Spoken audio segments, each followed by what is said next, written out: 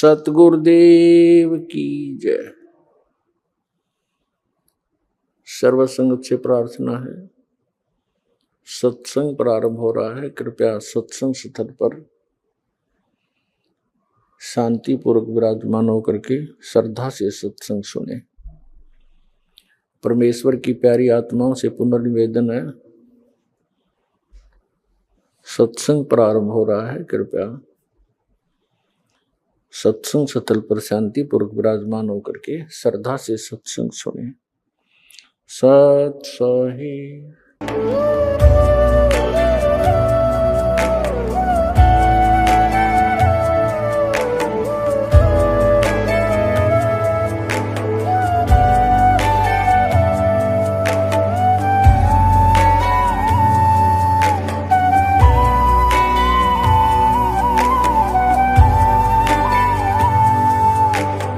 गीता अध्याय 15 के श्लोक 16-17 में 3 प्रभु बताए हैं।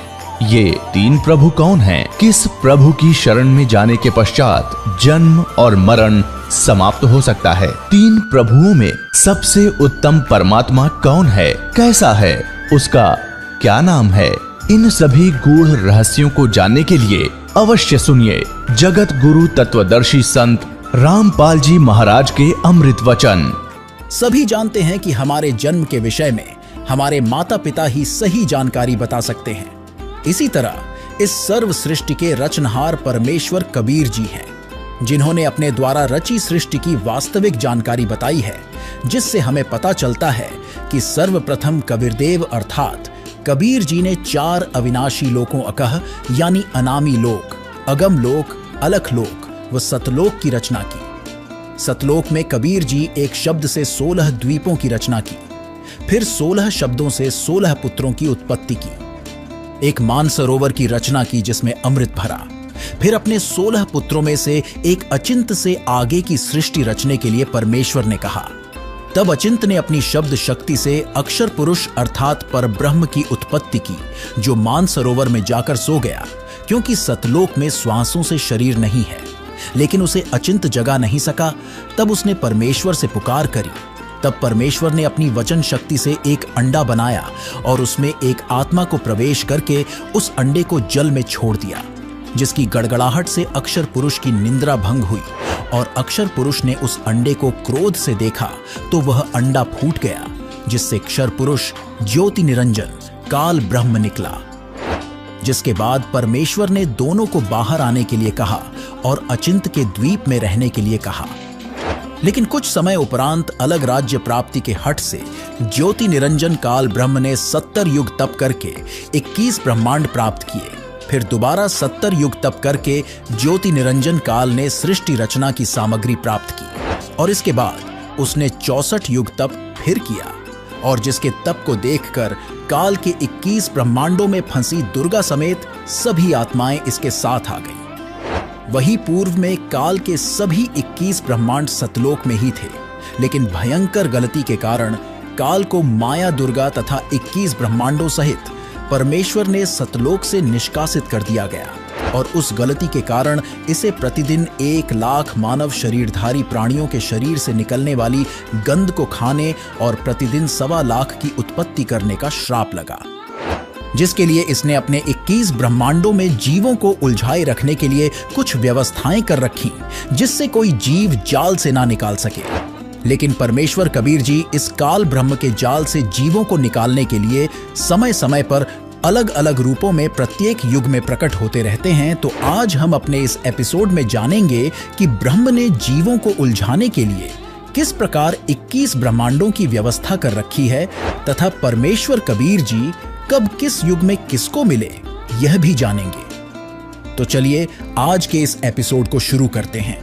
सवाल नंबर 1, ब्रह्म कौन है तथा ब्रह्म ने 21 ब्रह्मांड की व्यवस्था किस प्रकार कर रखी है? ज्योति निरंजन काल को ही ब्रह्म कहा जाता है। इसे क्षर पुरुष, क्षर ब्रह्म के नाम से भी जाना जाता है, हालांकि इसका वास्तविक नाम कैल है।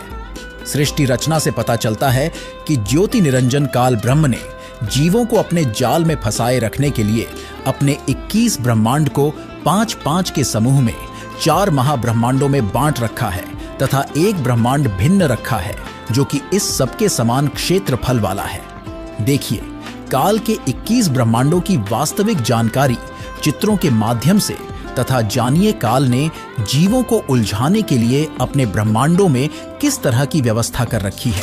अब आपको फिर लाते हैं 15वें अध्याय के 16 और 17 दो श्लोकों पर। फिर आपके आसानी से आज का सत्संग जो दास आपको समझाना चाहता था आसानी से समझोगे। देखिएगा, यह है अध्याय नंबर 15 का। अब श्लोक नंबर हम 16 यहां से पढ़ा था, फिर देख लेते हैं। दिवौ इमौ पुरुषौ लोके सर्च अक्षरः एव च सर सर्वाणी भूतानि कुटस्थ अक्षर उच्यते। इन्हीं का अनुवाद पढ़ लेते हैं। 15वां अध्याय। इस संसार में नासवान नासवान अक्षर अविनाशी दो प्रकार के पुरुष माने परमात्मा, प्रभु, ब्रह्म दो कहे। और संपूर्ण प्राणियों के शरीर ना तो नासवान है, जीवात्मा अविनाशी कही जाती है। फिर ये 70 में मैं तुरंत कहा कि उत्तम पुरुष है तू अन्य, वो श्रेष्ठ भगवान तो इन दोनों से कोई और है। और परमात्मा इसी उदाहरत जिसको भगवान कहा जाता है। ये लोग त्रयमावी से विभर्ती जो तीनों लोकों में प्रवेश करके सबका धारण पोषण करता है, वो अविनाशी परमात्मा है। इन्हीं का अनुवाद। उत्तम पुरुष श्रेष्ठ भगवान तो कोई इनसे दोनों से अन्य है जो तीनों लोकों में प्रवेश करके और सबका धारण पोषण करता है, अविनाशी परमेश्वर परमात्मा इस प्रकार कहा गया है। अब ये है वो जड़ संसार रूपी वृक्ष की प्रवर्ष कहां से होती है, किससे आहार होता है, कौन पालन करता है। संसार रूपी वृक्ष की जो जड़ है ये परम अक्षर ब्रह्म है। इससे ये तीनों लोकों में प्रवेश करके और सबका धारण पोषण करने वाला ये परम अक्षर ब्रह्म है, ये पूर्ण परमात्मा है, वो जो इन दोनों से सरपुरुष और अक्षर पुरुष से अन्य है। अब ये है तीनों लोकों में प्रवेश करके सबका धारण पोषण करने वाला ये परमात्मा है। अब हम आपको थोड़ा सा इन भगवानों का जो अक्षेत्र दिखाएंगे कि ये कितने प्रभु हैं। जैसे एक ब्रह्मांड होता है, एक ब्रह्मांड में कौन कौन सी स्थिति है वो देखिएगा। ये एक ब्रह्मांड का लघु चित्र है। इस ब्रह्मांड का अंडे जैसी शकल है, अंडे आकार है, अंड आकार है। ये देखिए ऐसा है यहां तक। ये इसको अंड भी कहते हैं, इसको ब्रह्मांड भी कहते हैं। और इस ब्रह्मांड के अंदर जो व्यवस्था है वो हमारे शरीर के अंदर हम देख सकते हैं जब हम हमारे इन चैनलों को, कमलों को ऑन कर लेंगे मंत्रों की साधना करके। तो इसलिए इसको पिंड, शरीर को पिंड कहते हैं। जैसे एक टेलीविजन के अंदर कहीं भी कार्यक्रम हो रहा हो, वो कार्यक्रम हो रहा कहीं और देख हम टीवी पर सकते हैं, ऐसे ये शरीर हमारा है। तो पूरे ब्रह्मांड का जो नक्शा है इस पिंड के अंदर है। इसको पिंड भी कहते हैं, इसको अंड आकार है इसलिए अंड भी इसी को कहते हैं। अरे राधा स्वामी वाले ये नकली पिंड अलग बताते हैं, अंड अलग बताते हैं, और ब्रह्मांड न्यारा क्या क्या पता नहीं इनको। ये देखिएगा, तो ये इस ब्रह्मांड के अंदर क्या क्या व्यवस्था है। नीचे से शुरू करते, ये 5 ये 7 हैं। तल, अतुल, वितल, महातल, अतल, सुतल, रसातल और पाताल लोक। और ये पृथ्वी लोक, ये ब्रह्मा का लोक, ब्रह्मा जी का लोक, विष्णु शिव जी का लोक, विष्णु जी का लोक, और ये स्वर्ग, और ये नरक, ये इंद्र का लोक, ये मानसरोवर, ये धर्मराज का लोक, और ये एक ब्रह्म लोक है इसके अंदर। ये सारा ब्रह्म लोक कहलाता है। इतना ये एक ब्रह्म लोक है। इसमें इसने क्या कर रखा है, नकली सतलोक, ये महाइंद्र काल द्वीप, फिर नकली सतलोक, नकली अलखलोक और नकली अगमलोक और नकली अनामी लोक की रचना इस काल में करवा रखी। ये दुर्गा जी का लोक। यहां इसने गुप्त स्थान बना रखा है और इस गुप्त स्थान पर कोई नहीं जा सकता इस काल की रजा से बिना।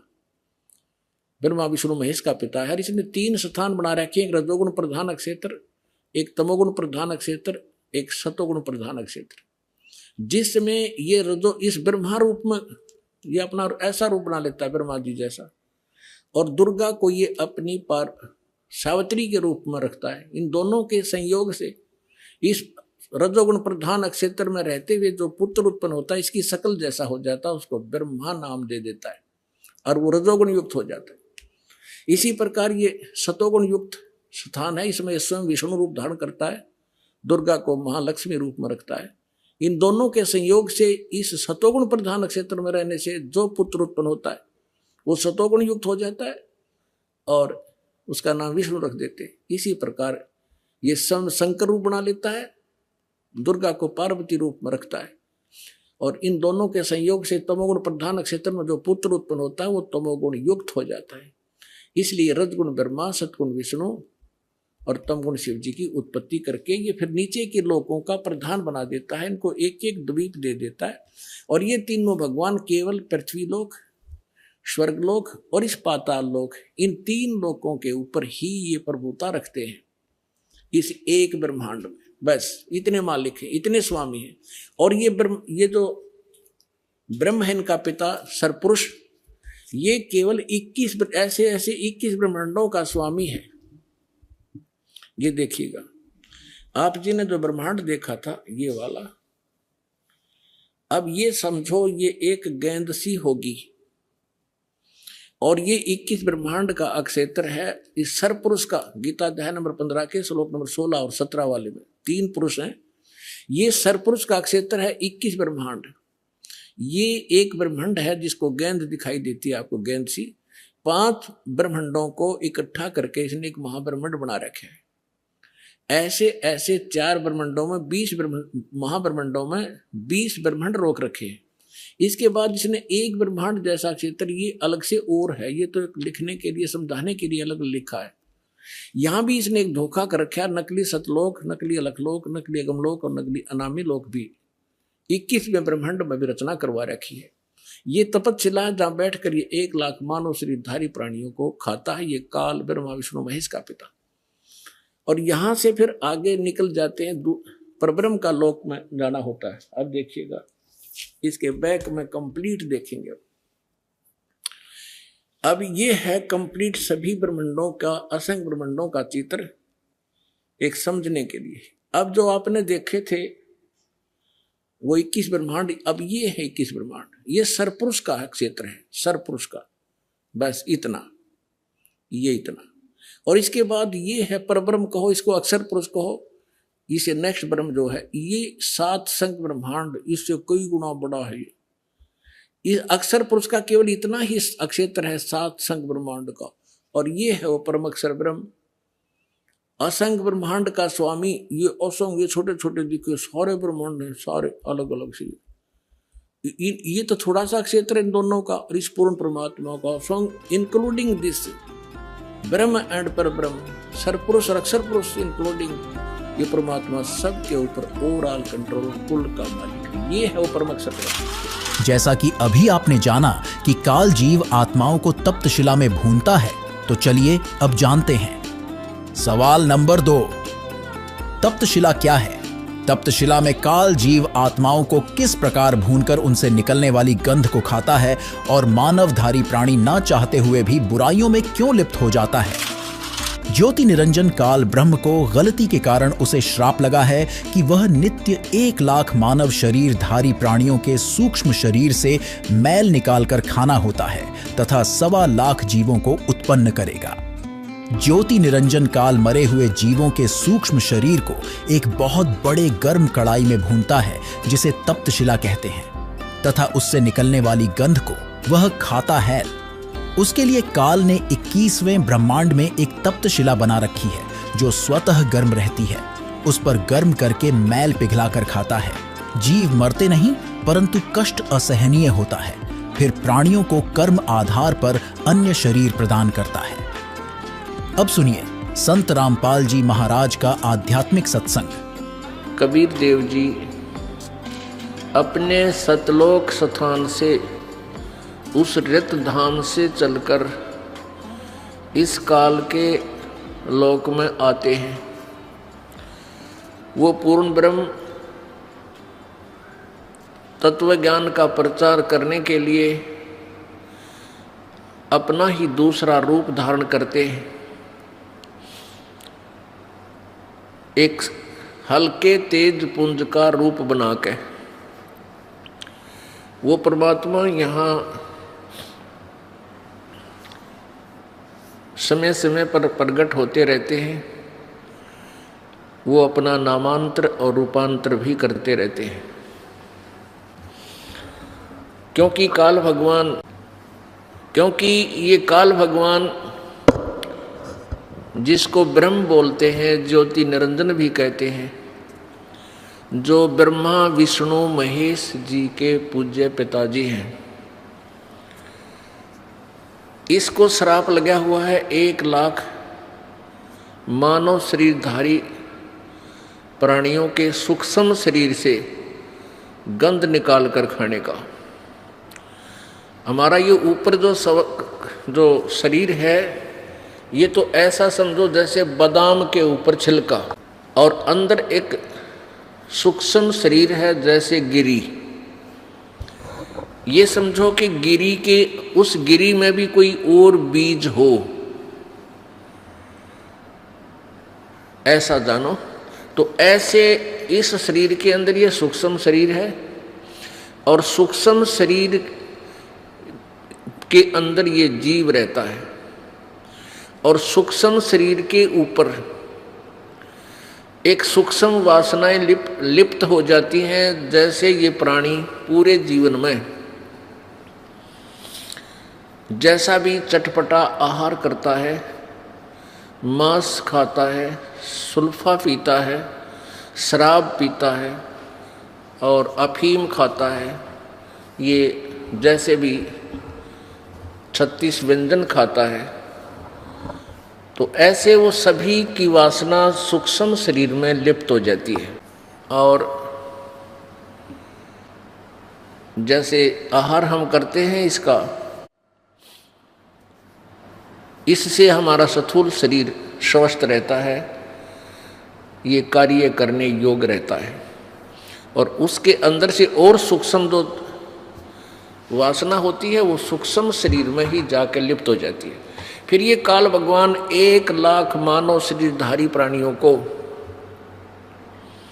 21वें ब्रह्मांड में बनी हुई तपतशिला पर, तपतशिला एक बहुत सुनियोजित ऑटोमेटिक गर्म रहने वाली एक पत्थर की टुकड़ी है।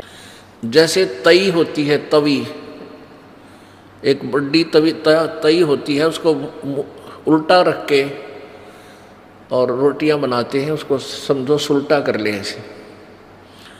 वो बीच से पातर टाइप है, चारों तरफ से ऊपर ने है जैसे कटोरी टाइप। तो उसमें 1 लाख मानव शरीरधारी प्राणियों के सूक्ष्म शरीर, उन प्राणियों को सूक्ष्म शरीर समेत उसमें डाल देता है, और वो ऑटोमेटिकली इतने गर्म कर देती है उस प्राणी के सूक्ष्म शरीर से, उस गंध को छुड़वाती है वो तपतशिला, यानी वो आँच, गर्मी, ताप। वहाँ पर जिस प्राणी ने अधिक व्यसन किए होते हैं, आप देखो इस काल की कितनी जबरदस्त चाल है।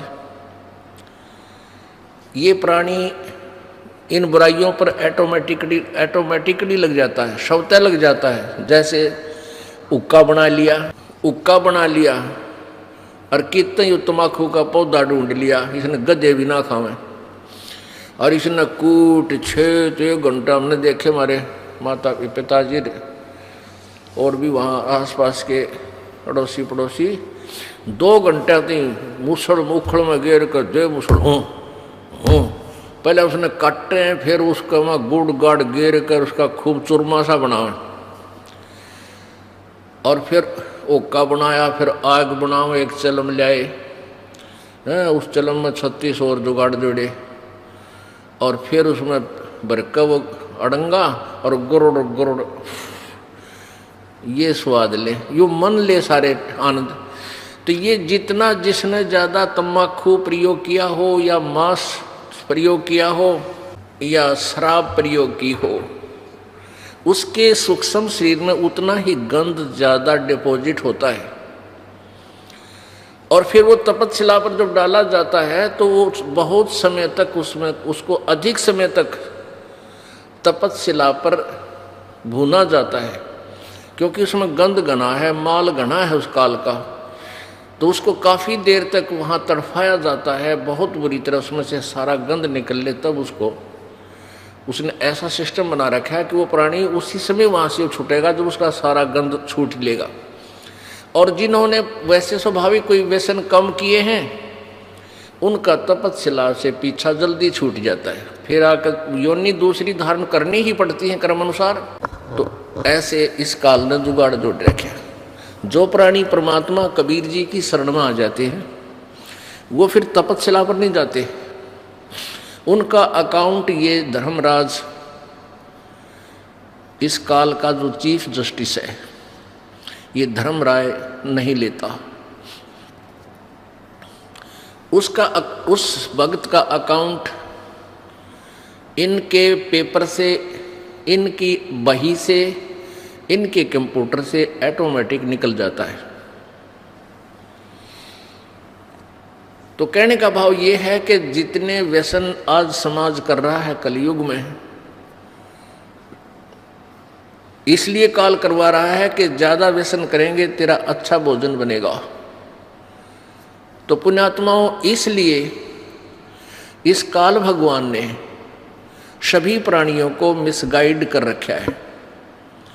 सभी प्राणियों को, ब्रह्मा विष्णु महेश तक को भी यथार्थ ज्ञान नहीं दे रखा। इसको डर लगा हुआ है कि यदि इन सभी प्राणियों को अपने मूल स्थान का पता लग गया, ये सभी भाग जाएंगे, सभी दौड़ जाएंगे, यहाँ कोई नहीं रहेगा। दौड़ जाना वैसे आसान नहीं है, क्योंकि संत आवेंगे, परमात्मा कबीर जी आते हैं, वो फिर अपना यथार्थ ज्ञान देते हैं। तो काल ने ऐसा सिस्टम बना रखा है, हम इतने अज्ञानी बना दिए कि हम अपने परम पिता के साथ ही वाद विवाद करना प्रारंभ कर देते हैं और उस परम पिता की उस यथार्थ कहानी को हम सुनना भी नहीं चाहते और हम काल के जाल में रह जाते। सवाल नंबर 3, परमेश्वर कबीर जी किन किन युगों में आए तथा कितने जीवों को इस काल जाल से निकालकर सतलोक लेकर गए? परमेश्वर कबीर जी ने अपने प्रिय शिष्य आदरणीय धर्मदास जी को कबीर सागर के अध्याय अंबु सागर में 13 युगों के विषय में बताया है, जो कि इस ब्रह्मांड जिसमें हम रह रहे हैं का नहीं है। वह विवरण 5वें ब्रह्मांड का है, जो समूह के मध्य वाला है, जिसके विषय में आपने काल के 21 ब्रह्मांडों की जानकारी में पूर्व में ही जान चुके हैं। 5वें ब्रह्मांड में प्रत्येक ब्रह्मांड के समांतर सृष्टि चलती है, जिस ब्रह्मांड में हम रह रहे हैं। इसमें जो परमेश्वर कबीर जी की भक्ति सतनाम तक करते रहे हैं, वे बीच में भक्ति छोड़ गए, गुरुद्रोही नहीं हुए। उनको धोखा देने के लिए काल उस 5वें मध्य वाले ब्रह्मांड में रोके रखता है। ओम नाम जाप की भक्ति की कमाई तो इसी ब्रह्मांड जिसमें हम रह रहे हैं के ब्रह्मलोक में भोगते हैं और पुनः जन्म मरण चक्र में गिर जाते हैं। जिस ब्रह्मांड में हम रह रहे हैं इसके 4 युग सतयुग, त्रेता युग, द्वापर युग तथा कलयुग है, जबकि उस 5वें मध्य वाले ब्रह्मांड में 13 युग हैं। वहां पर वे जीव काल ब्रह्म द्वारा भेजे जाते हैं, जो सोहन नाम का जाप करते हैं तथा जो केवल सतनाम का जाप करते हैं। सतनाम के जाप के ओम की भक्ति कमाई इस ब्रह्मांड के ब्रह्मलोक में भोगते हैं। दूसरे मंत्र सोहम की कमाई इस 5वें ब्रह्मांड में भोगने के लिए भेज दिए जाते हैं। वहां भी एक ब्रह्मलोक है तथा अन्य लोक हैं। वहां के ब्रह्मलोक में सुख भोगने के पश्चात उनको अन्य द्वीपों में राजा रानी तथा जनता के रूप में जन्म दिया जाता है। फिर वे व्यक्ति वहां भी भक्ति करते हैं, राज का सुख वहां भोगते हैं। चलिए अब जानते हैं उस ब्रह्मांड के युगों के विषय में, जिसमें 13 युग होते हैं। उन 13 युगों में परमात्मा किन किन को मिले और कितने जीवों का उद्धार किया, सुनिए। प्रथम अघासुर युग। परमेश्वर कबीर जी ने धर्मदास जी को बताया कि अघासुर युग में 5वें ब्रह्मांड में गया। अघासुर युग के प्राणी अच्छे स्वभाव के होते हैं। उन्होंने शीघ्र मेरा ज्ञान स्वीकार किया। वहां मैंने 1 करोड़ प्राणियों को पार किया। दूसरा बलभद्र युग। बलभद्र युग में 14 लाख जीव पार किए।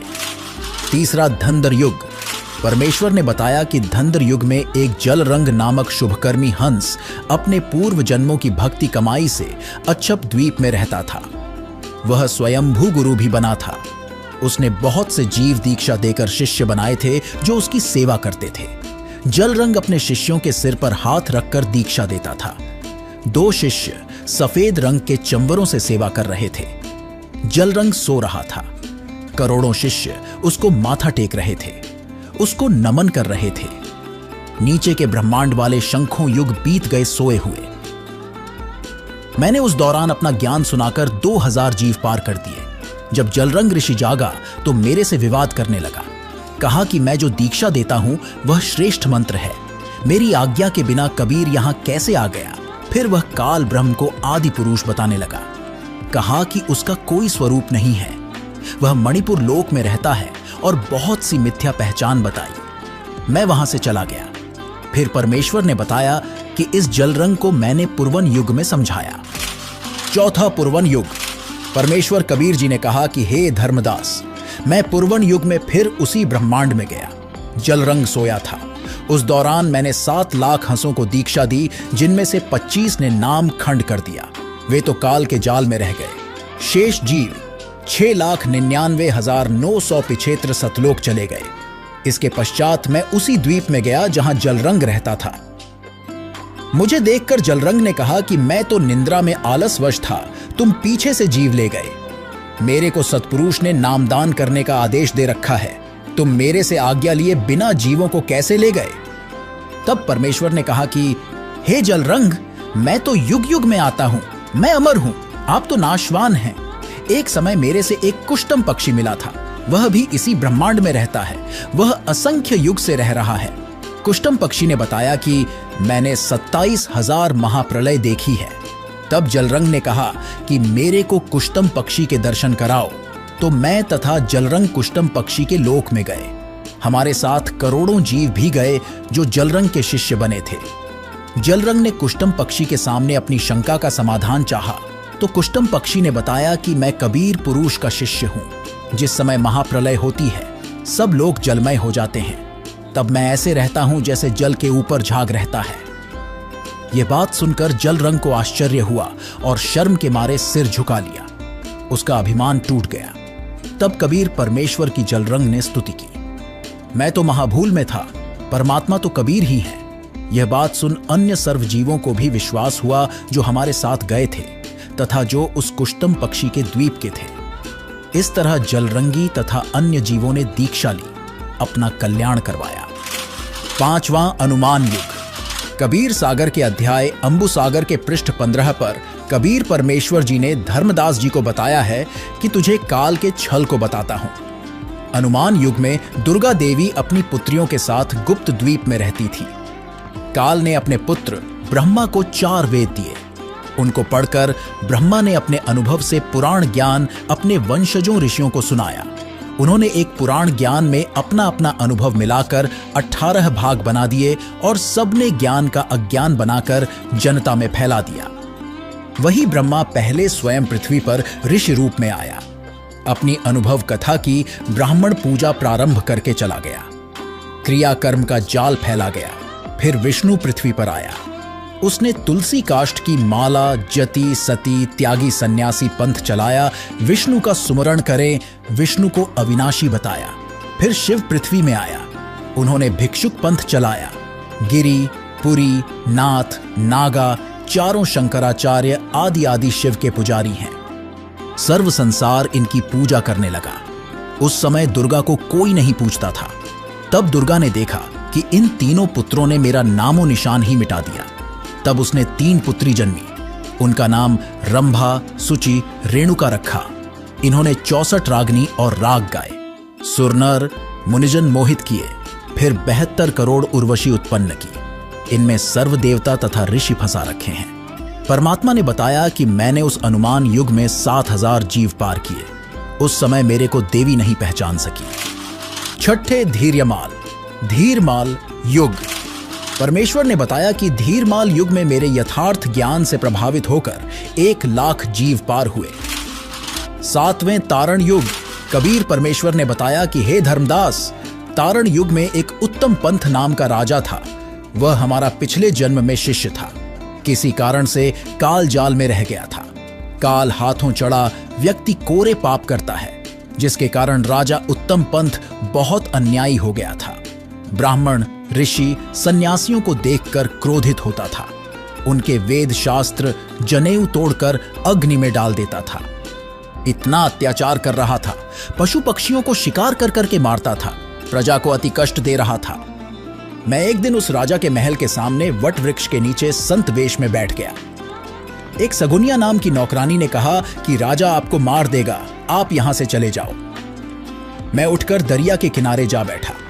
राजा रानी के स्नान के लिए अगले दिन क्षितिया नौकरानी घड़ा लेकर जल लेने गई, परंतु घड़ा जल से बाहर नहीं निकला। राजा प्रजा सब आए, परंतु घड़ा नहीं निकला। फिर मैंने एक सुंदर तोते का रूप बनाया। मुझे पकड़ने के लिए सभी कोशिशें की गई, परंतु व्यर्थ रहा। अंत में मैं स्वयं राजा की बाजू पर जाकर बैठ गया। मुझे पकड़कर उसने सोने के पिंजरे में मुझे बंद कर दिया। राजा रानी मुझे पढ़ाने लगे। राम राम बोल। मैं कहने लगा कि एक दिन सबने एक दूसरे से बिछुड़ना है, मोह तथा प्रीति छोड़ो। एक दिन मरना है, यह ध्यान करो। राजा रानी कहने लगे कि यह तोता कुबोल बोलता है। एक दिन राजा शिकार करने गया। महल में आग लग गई, सब कुछ जल गया। देखा तोते का पिंजरा और तोता सुरक्षित है। राजा रानी को मेरे जीवित मिलने की खुशी हुई। राजा तथा रानी के इस व्यवहार से मैं प्रसन्न हुआ और उनको बताया कि मैं वट वृक्ष के नीचे बैठा था। सगुनिया आपको बताने आई। मुझे आपका स्वभाव बताया कि राजा आपकी गर्दन काट देगा। फिर आपके स्नान के लिए जल लेने घड़ा लेकर क्षितिया नौकरानी गई। वहां वह घड़ा बाहर नहीं निकला। आपने भी खूब कोशिश की थी। फिर मैंने तोते का वेश बनाया। यह बात सुनकर राजा ने कहा, आप तो परमेश्वर हैं, आप अपने वास्तविक रूप में आए, हमें कृतार्थ करें। तब मैं कबीर रूप में प्रकट हुआ और राजा तथा 13 रानियों ने तथा उनकी बेटियों, पुत्रों व पुत्र वधुओं ने, कुल 31 जीवों ने उपदेश लिया। 8वें अखिल युग में एक धनुष मुनि नाम का तपस्वी रहता था। वह 13,000 युग से तपस्या कर रहा था। नीचे सिर यानी सिरासन करके 5 अग्नि यानी धूने लगाकर तपस्या कर रहा था। अपने प्राण पुरुष यानी जीव को सिर के ऊपर के भाग में चढ़ाए हुए था। आंखें तथा शरीर दुर्बल हो चुके थे। धनुष मुनि को समझाया कि तप से राजा बनता है, फिर नरक में गिरता है। 9वें विश्व युग में परमेश्वर वेश बदलकर सट्टहार यानी संदेशवाहक के रूप में गए। देवी ने पूछा कि हे सट्टहार, आप कौन देश से आए हो, तुमको किसने भेजा है? सट्टहार रूप में परमेश्वर कहा कि मैं सतलोक से आया हूं, सतपुरुष ने भेजा हूं। तुम और निरंजन ने परमेश्वर के अंश जीव को बहुत सताया है, उनको पाप करने के लिए बाध्य किया, उनमें अज्ञान फैलाया है। तुम परमेश्वर के चोर हो। परमेश्वर जी के ये सत्य वचन सुनकर देवी को लाज आई और मुझे सिंहासन पर बैठाया और कहा कि आप अपना ज्ञान तथा नाम देकर जीव ले जा सकते हैं। परमेश्वर कबीर जी ने बताया कि हे धर्मदास, विश्व युग में मनुष्य की आयु 1000 युग होती थी। यह युग 20 लाख वर्ष की अवधि का था। मनुष्यों की ऊंचाई 68 हाथ यानी सैकड़ों फुट थी। जो व्यक्ति 7 नाम का प्रथम मंत्र प्राप्त करता था तथा सत्य नाम तथा सार नाम में निश्चय रखता था, वही परमेश्वर के दर्शन करने का अधिकारी होता था। 10वें अक्षय तरुण युग। परमेश्वर कबीर जी ने बताया कि हे धर्मदास, इस युग में उसी ब्रह्मांड में काल का कूर्म था। उसको समझाया, उसने दीक्षा ली। वहां पर एक नरक है, उसमें 84 कुंड बने हैं। प्रत्येक कुंड पर यमदूतों का पहरा है। उनके 14 यम मुखियां हैं। वहां 28 लाख नकली गुरु तथा उनके शिष्य व अन्य जीव भी नरक भोग रहे थे, जिन्हें यमदूत पीड़ा दे रहे थे। जब तक मैं वहां पर रहा, तब तक सब जीवों को नरक की पीड़ा नहीं हुई। मेरे जाने के पश्चात फिर से वही यातनाएं उनको प्रारंभ हो गई। इस युग में मैंने 5 लाख जीवों को मोक्ष प्राप्त करवाया। 11वें नंदी युग। परमेश्वर कबीर जी ने बताया कि हे धर्मदास, नंदी युग में एक गुप्त मुनि था जो आंखें बंद किए ध्यान लगाए बैठा था। करोड़ वर्ष साधना करते बीत चुके थे। मैं उनके पास बैठ गया। जब ऋषि ने आंखें खोली तो उसने कहा कि आप कौन हैं? मैंने आज तक ऐसी शोभा वाला व्यक्ति नहीं देखा। तब मैंने उत्तर दिया कि मैं सतलोक से आया हूं। सतलोक की व्यवस्था बताई तो गुप्त मुनि ने लोक देखने की प्रबल इच्छा व्यक्त की। तब उसे प्रथम नाम दीक्षा देकर सतलोक दिखाया और सतनाम व सारनाम देकर उसे पार किया। 12वें हिंडोल युग। परमेश्वर कबीर जी ने बताया कि धर्मदास, मैं हिंडोल युग के मध्य में गया। मैं घर घर में ज्ञान सुनाता हुआ विचरण करता था। कोई भी जीव मेरे से बातें नहीं करता था। मैं उनको अमृत ज्ञान सुनाता था। वे मेरे से झगड़ा करते थे। धीरे धीरे उनको समझाया, लाभ लोभ देकर शरण में लिया। 7 लाख जीवों ने दीक्षा ली, उनको सतलोक भेजा। 13वें कंकवत युग।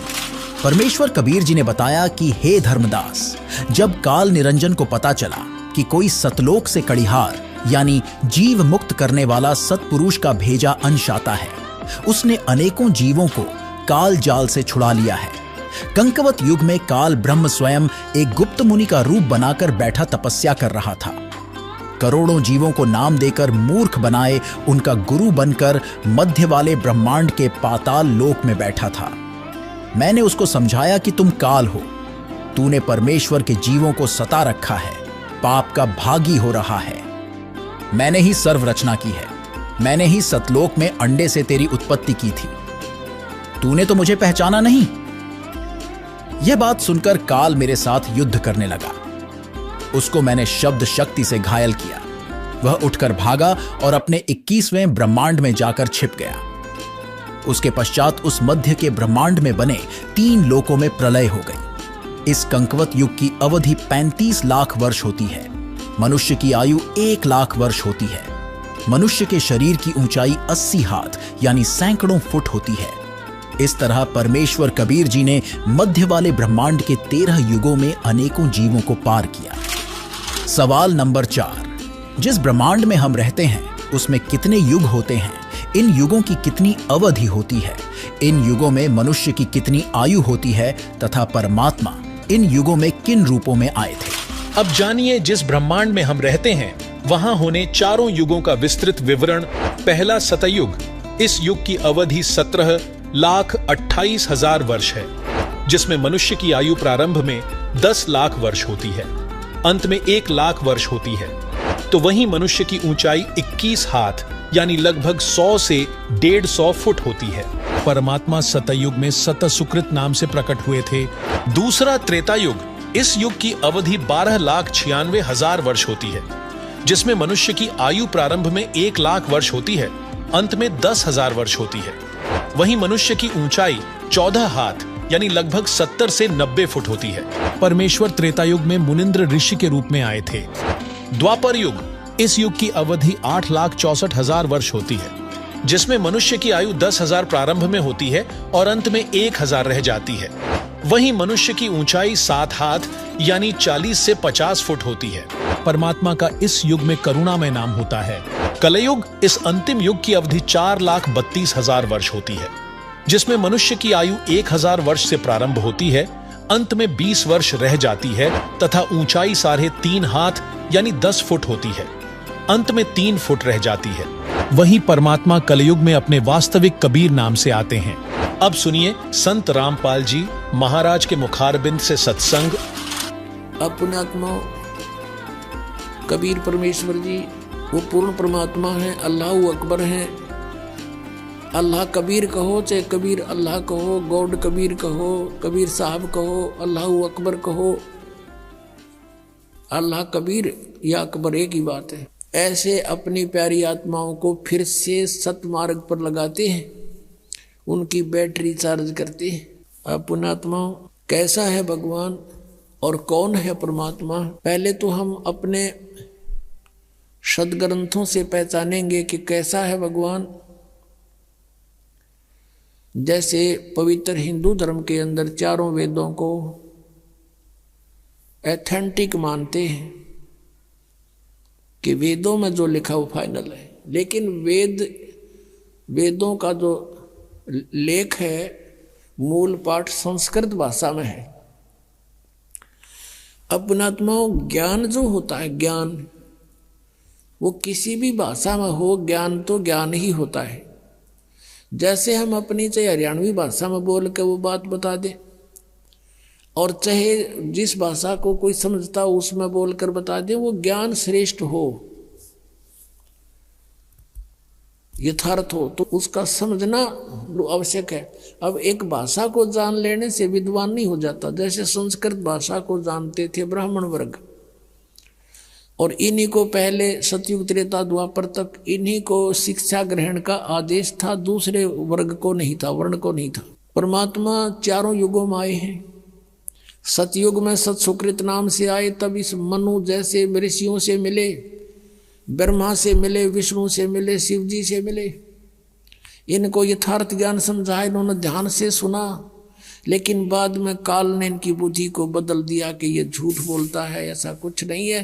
तो तीनों ने बगावत कर दी, भगवान की वाणी को स्वीकारा नहीं। मनु जी ने भी परमात्मा का नाम बिगाड़ दिया कि ये वामदेव है। वाम माने उल्टा, उल्टे अर्थ करने वाला, क्योंकि कबीर परमेश्वर कहते थे मैं परमात्मा हूं, तो इस बात का बहुत मजाक उड़ाते थे वो कि ये भगवान है, ये ब्रह्मा विष्णु महेश से भी ऊपर मानता है, मेंटल है, मेंटल। वो कहा करते हैं कि भगवान तो निराकार है, प्रकाश ही प्रकाश है। परमात्मा कहा करते हैं कि ऊपर भी मैं ही हूं, नीचे भी मैं ही हूं, दोनों ठोड़ पर मैं ही हूं। तो उसका नाम वामदेव रख लिया, वामदेव। वाम माने उल्टा, उल्टी खोपड़ी वाला। वामदेव उल्टी खोपड़ी वाला भगवान। नहीं माना, कहने का भाव किसी ने नहीं माना परमात्मा को परमात्मा। त्रेता युग में मुनिंदर नाम से आए थे, और द्वापर में करुणा में नाम से आए थे, जो सुपथ सुदर्शन के गुरुजी बने थे। और त्रेता युग में आए थे जब मंदोदरी और नल नील और लंका के अंदर जो एक चंद्र विजय भाट था, उसके 16 सदस्यों ने नाम लिया था, और भी कुछ एक अच्छी आत्माओं ने परमात्मा की शरण ग्रहण की थी। अब कलयुग के अंदर वो परमात्मा आए और अपना यथार्थ ज्ञान स्वयं ही बताना पड़ता है परमात्मा को प्रत्येक युग में आके। इस काल के जाल को आपके हृदय में उतार दिया, आप समझ चुके हो। लेकिन आप जी के पूर्व जन्म के संस्कार, आप जी के पूर्व जन्म के जो पाप हैं, जन्म जन्मांतर की, वो अत्यधिक हैं, कम नहीं है। और आप जी के पास भक्ति, शक्ति, पुण्य, ये कलयुग में पहुंच जाने के कारण बिल्कुल अक्षीण हो चुके हैं। क्योंकि सतयुग त्रेता द्वापर में ये पुण्यात्माएं अपने पुण्यों को समाप्त कर देती हैं। उन तीनों युगों के अंदर प्राणी ज्यादा दुखी नहीं होते। सतयुग के अंदर लाख वर्ष की आयु होती है मानव की। अब विचार करो पुण्यात्माओं, वो लाख वर्ष का जीवन भी हम सभी ने जिया है, मनुष्य जीवन। और वो समय जो शरीर स्वस्थ, शांत मन, राग द्वेष बहुत ही कम सतयुग में, तो उस समय भी हम रहे। सतयुग के अंदर एक विशेषता बताई है कि पत्नी से पहले पति की मृत्यु नहीं होती, पिता से पहले पुत्र की मृत्यु नहीं होती, और भी शारीरिक कष्ट, मानसिक परेशानियां नाम मात्र होती हैं। 1 लाख वर्ष का जीवन मनुष्य का, अब तो हम 60, 70, 75 तक पहुंच जाते हैं तो शुक्र मनाते हैं। और इतने कष्ट शरीर में आ जाते हैं, इतने प्रकार की व्याधाएं शरीर को घेर लेती है इस कलयुग में। तो अब तो हम ये सोचते हैं परमात्मा मृत्यु तो हो जा पर ठीक ठाक हो जा। पहले तो हम जब तक युवा होते हैं, 50 साल तक रहते हैं, तो न्यों सोचा है मरा नहीं, और न्यों मन माहो का भी नहीं मरेंगे। और जब ये 70 पार कर जाता है ये प्राणी कलयुग में, फिर तो इसको कभी गोड्या में दर्द, कदे सिर भड़का, कभी दांत कंडम हो जाते हैं, कहीं कभी कोई और बीमारी, कदे गोडे ना उठ चले, कई प्रकार की व्याधियां घेर लेती, आंखों से दिखे नहीं, शरीर अस्थि पिंडर मात्र रह जाता है। फिर पता चलता है कि वो व्यक्ति ऐसी बीमारी से ग्रस्त है, वृद्धावस्था में भुगत रहा है। किसी की कथा सुनते हैं कि वो इतने दिन तक भुगत कर, तड़फ कर, हाहाकार मचा के मृत्यु को प्राप्त हुआ। तो आज कलयुग में फिर हम ये सोचते हैं परमात्मा ठीक ठाक मर जावा, मरने की कोई ऑब्जेक्शन नहीं रहता है, बहुत ही कम।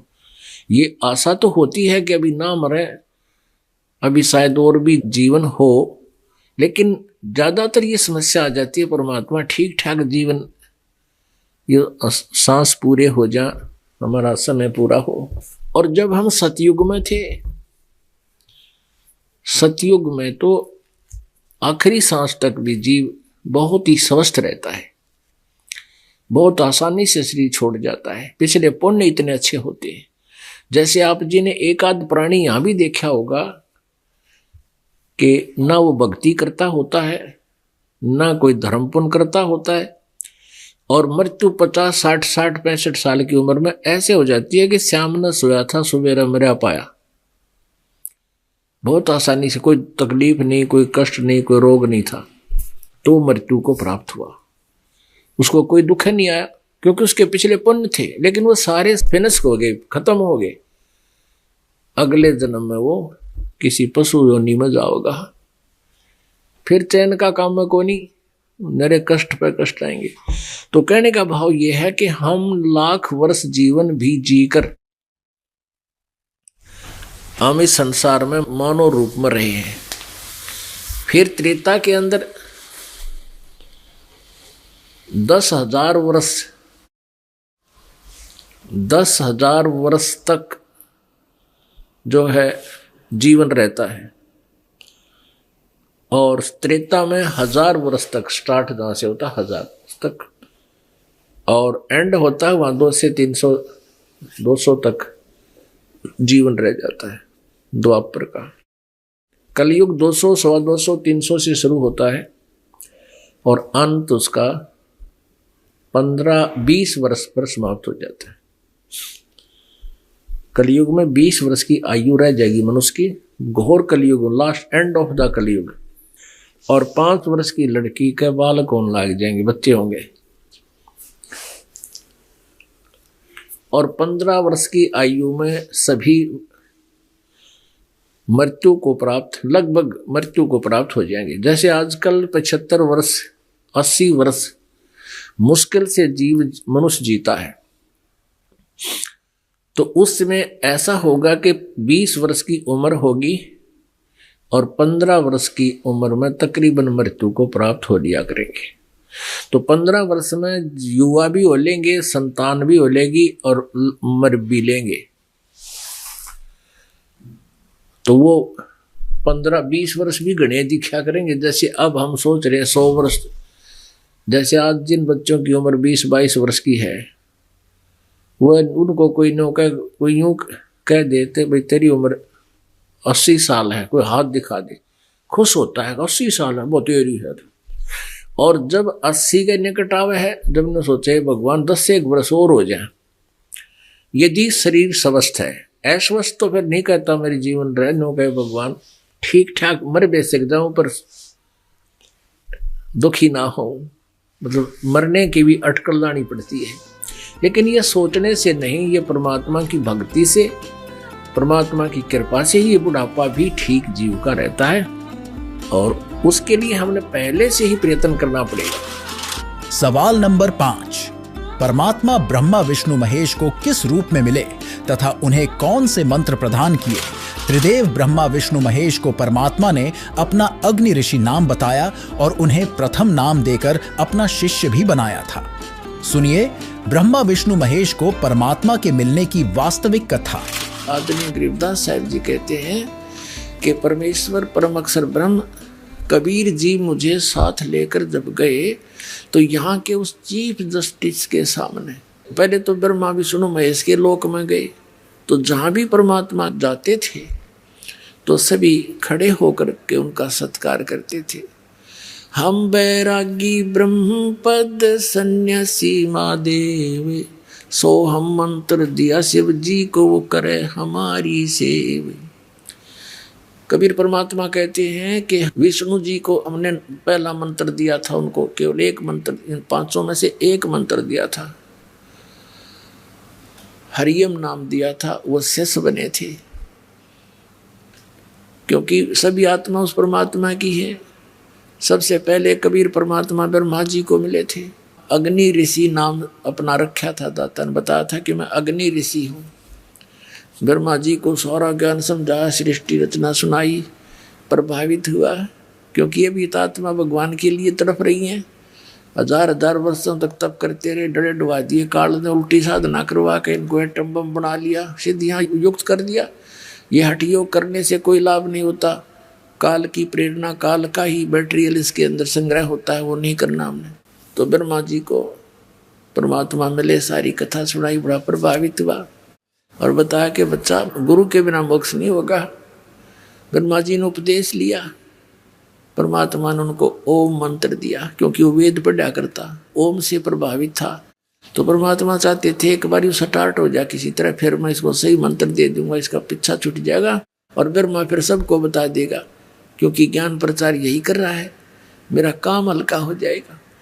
उसके बाद विष्णु जी के पास गए, विष्णु जी ने खूब ध्यान से सुना और उन्होंने परमात्मा से दीक्षा ली, उनको हरियम नाम दे दिया।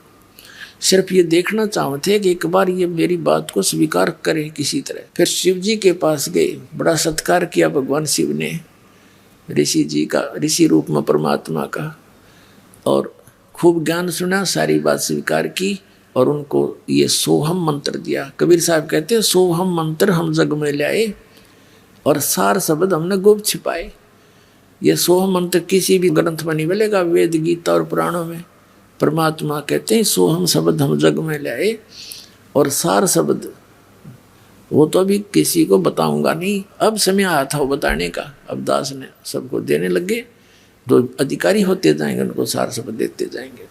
फिर क्या किया, इस काल ने देखा कि ब्रह्मा विष्णु महेश ये तीनों के में उठ पटांग सी बात कर रहे हैं, इनके हृदय में कुछ और ही सोच होगी है। अंदर से ऐसी भावना भर दी और आकाशवाणी कर दी कि ये झूठ बोलता है, क्या वेदों में लिखा है ऐसा तो ये बताता है। तो ब्रह्मा सचेत हुआ, कहा सचमुच वेदों में भगवान, उसने भगवान की आकाशवाणी मान ली, काल की, काल के द्वारा दिए गया ऊपर से आकाशवाणी, और भगवान आए थे वह फेल कर दी। कहा जी सचमुच वेदों में ऐसा कुछ है नहीं।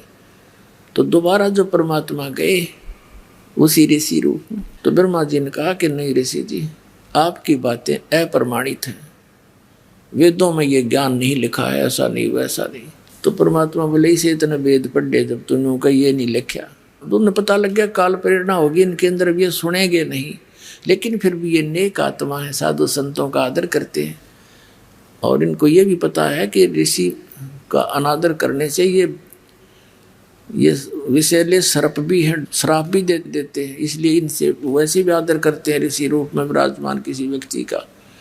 जैसे भगवान विष्णु जी को नारद जी ने श्राप दे दिया, उस श्राप के कारण वो श्री राम रूप में जन्म होया, सारा जीवन बिरान माटी हुई, पत्नी कहीं, आप कहीं, बच्चे कहीं, उसके श्राप से ही वो कष्ट उठाया। तो इससे डरकर भी वो आदर सत्कार तो करते हैं ऋषि का, लेकिन करते हैं वही जो उनकी अपनी साधना है। तो परमात्मा दोबारा गरीबदास जी को लेकर जब गए इन ब्रह्मा विष्णु महेश के लोक में, गरीबदास जी के सामने तो वो महात्मा रूप में थे ही, जब वहां पहुंचे तो उनको उसी रूप में दर्शन दिए जिस रूप में वो प्रथम बार मिले थे। तो जिसके भी पास गए वो खड़े होकर के सत्कार किया, आओ महाराज जी। और परमात्मा ने कहा कि तुम गलती कर दी बच्चों, उस ज्ञान को, उस नाम को छोड़कर। वो नाम ने बोले जी नाम तो हम वही जपते हैं। परमात्मा बोले मैंने और भी कुछ आपको बताना था, तो वो नहीं स्वीकार किया। तो ये सारी कुछ डिस्कस वार्ता इसलिए करवाई गरीबदास जी के सामने, परमात्मा ने उनके मुंह से बुलवा दिया कि सचमुच ये परमात्मा इनसे मिले थे और ऐसा ऐसा इनके साथ बात हुई थी। सवाल नंबर 6, सतसुकृत जी कौन थे और ऋषिजन उन्हें वामदेव क्यों कहा करते थे। परमेश्वर कबीर जी सतयुग में सतसुकृत नाम से प्रकट हुए थे।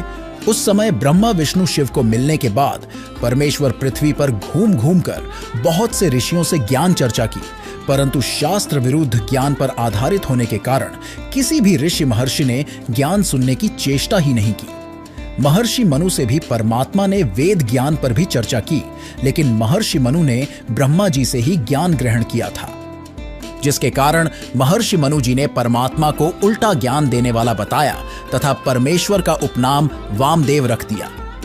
परमात्मा ने महर्षि मनु व अन्य ऋषियों से यहां तक कहा कि वह पूर्ण परमात्मा मैं ही हूं, जिसकी तलाश आप सभी कर रहे हो।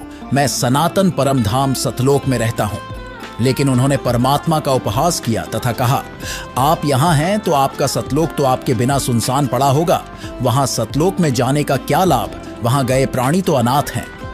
तब परमेश्वर ने उन्हें बताया कि मैं ऊपर भी विराजमान हूं। तब मनु जी सहित सर्व ऋषियों ने ठाका लगाकर कहा, फिर तो आपका नाम वामदेव उचित है। वामदेव का अर्थ 2 स्थानों पर निवास करने वाला भी है। इस प्रकार उन ज्ञानहीन ऋषियों ने परमेश्वर के तत्व ज्ञान को ग्रहण नहीं किया। अब प्रसंग चल रहा है कि परमेश्वर कबीर जी चारों युगों में आते हैं और वे स्वयं ही आकर के सत्य मार्ग को प्रचार करते हैं, पर सत्य मार्ग का तत्व ज्ञान का प्रचार करते हैं। जब परमेश्वर सतयुग में आते हैं, उनका नाम सत्य सुकृत होता है और वो छोटी ही आयु में, बिल्कुल छोटी सी आयु में 2-3 वर्ष के ही वो सह शरीर आते हैं, कमल के फूल पर शिशु रूप धारण करते हैं। तो वो लीला में शरीर में जब छोटी आयु दिखा रहे होते हैं 2-3 वर्ष के ही, उसी समय से उस विद्वान, वेदों के जो प्राकांड विद्वान माने जाते हैं, उन ऋषियों महर्षियों के छक्के छुड़ा देते हैं और वो दांतों तले उंगली दबाते हैं, उनकी विशेष चर्चा का विषय बन जाते हैं। लेकिन उस बालक को, उस परमेश्वर के ज्ञान को वो ऋषिजन स्वीकार नहीं करते। परमात्मा कबीर जी जब युवा होते हैं शरीर के जो लीला में शरीर में, तो उनका बहुत ऋषियों के साथ, जैसे ये मनु जैसे महापुरुष, उनके साथ बातचीत होती है, उनके साथ चर्चा होती है। तो चर्चा में परमेश्वर उनको पराजित कर देता है। अब मनु जी से परमात्मा ने प्रश्न किया कि आप प्रभु को किस रूप में, किस फॉर्म में मानते हो। मनु जी ने कहा कि मैं परमात्मा को निराकार और साकार दोनों रूपों में मानता हूं। निराकार तो वो परमात्मा, उसकी शक्ति है, वो दिखाई नहीं देता। साकार ये जगत उसी का रूप है, ये पृथ्वी, आकाश, चंद्रमा, सितारे, ये सब उसी का साकार रूप है। That's all. और वेदों में कहीं पर भी परमात्मा साकार नहीं लिखा है। परमात्मा वास्तव में निराकार ही है। समाधि दशा में उसका केवल प्रकाश देखा जा सकता है। परमात्मा कहते थे, एक ज्ञान नेत्रहीनो। एक तरफ आप कहते हो कि परमात्मा का प्रकाश देखा जाता है, उधर से कह रहे हो कि परमात्मा पूर्ण रूप से निराकार है। ये पृथ्वी चांद सितारे ये भगवान नहीं है, ये तो भगवान की द्वारा रची गई एक सृष्टि है। परमात्मा सृष्टा न्यारा है। तुम्हारी बुद्धि पर पत्थर पड़े हुए हैं। और बहुत अच्छी तरह चर्चा करते हैं, वेदों को बताते हैं कि यजुर्वेद अध्याय नंबर 5 के मंत्र नंबर 1 में लिखा है, अग्ने तनुषि विष्णुवे तवा सोमस्य तनुरसि। वो परमात्मा सह शरीर है और उस परमेश्वर का, उस अमर पुरुष का सबके पालन धारण पोषण करने के लिए, यहाँ करके संभालने के लिए भी उस परमेश्वर का एक शरीर है। तो परमात्मा कहते हैं, कहा करते थे कि मैं ही वो परमेश्वर हूं। और मैं ही दोनों स्थानों पर रहता हूं, ऊपर सचखंड सतलोक में, ऊपर के लोकों में भी मैं ही हूं, और यहां भी मैं अपने यथार्थ ज्ञान को बताने के लिए आया हूं। अब परमात्मा यथार्थ ज्ञान कहते हैं, परमात्मा के परमेश्वर साकार है, और ऋषि जी कहते थे, ऋषियों ने सब आपस में जो अज्ञान फैला रखा था वो जैसे अभी तक है कि वो निराकार है। तो परमात्मा साकार बताते थे कि कबीर जी जो है साकार बताते थे अपना स्वरूप, और वो निराकार मानते थे। इसलिए परमात्मा कबीर जी का ज्ञान और ऋषि महर्षियों के कति विपरीत था। तो कबीर जी को उस सत्सुकृत रूप में प्रगट, सत्सुकृत नाम से प्रगट परमेश्वर को वामदेव कहने लगे हुए, उनका व्यंग्यात्मक नाम वामदेव रख दिया।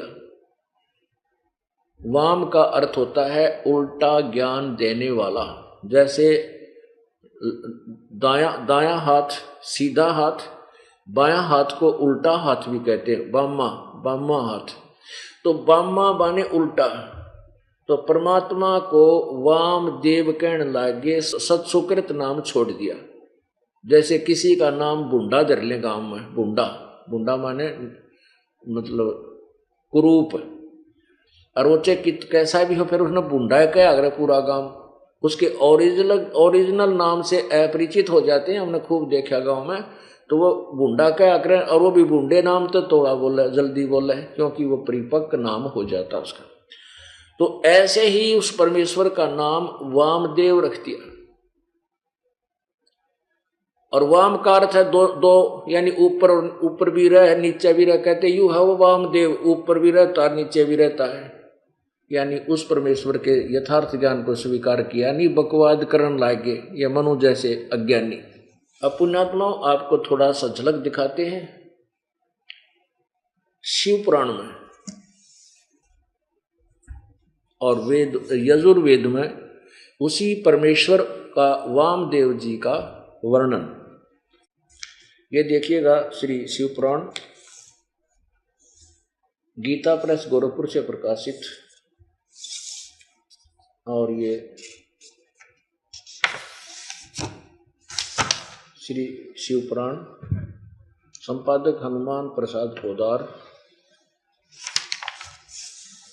प्रकाशक एवं मुद्रक गीता प्रेस गोरखपुर। इसके 606 पृष्ठ पे कैलाश संहिता, ऋषियों का सूत जी से तथा वामदेव जी का सकंद से प्रश्न, वर्णार्थ निरूपण के लिए अनुरोध।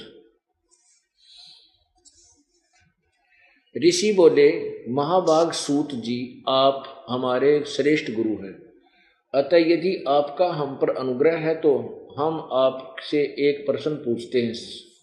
श्रद्धालु शिष्यों पर आप जैसे गुरुजन सदा स्नेह रखते हैं, इस बात को आपने इस समय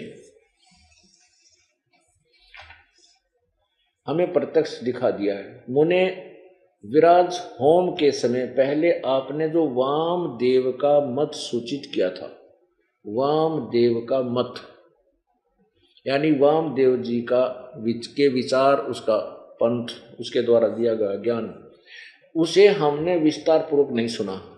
अब हम बड़े आदर और श्रद्धा के साथ उसे सुनना चाहते हैं। कृपा सिंधु आप प्रश्न पूर्वक उसका वर्णन करें। ऋषियों की यह बात सुनकर सूत जी बोले, अब बताने लगे। सूत जी बोले, तुम्हारा कल्याण हो, तुम सब लोग सदा सुखी रहो। महाभाग महात्माओं, तुम भगवान शिव के भगत व दृढ़तापूर्वक व्रत का पालन करने वाले हो, यह निश्चित रूप से जानकर ही मैं तुम लोगों के समक्ष इस विषय का प्रसन्नता पूर्वक वर्णन करता हूँ। ध्यान देकर सुनो। पूर्व काल में रथंतर कल्प में महामुनि वामदेव माता के गर्भ से बाहर निकलते ही शिवतव के ज्ञाताओं में सर्वश्रेष्ठ माने जाने लगे। वे वेदों, आगमों, पुराणों तथा अन्य सब शास्त्रों के भी तात्विक अर्थ को जानने वाले थे। अब देखो, आप कह रहे हैं कि वो वामदेव जो थे वो वेदों और सदग्रंथों के तात्विक यानी तत्वदर्शी थे। आगे देखो,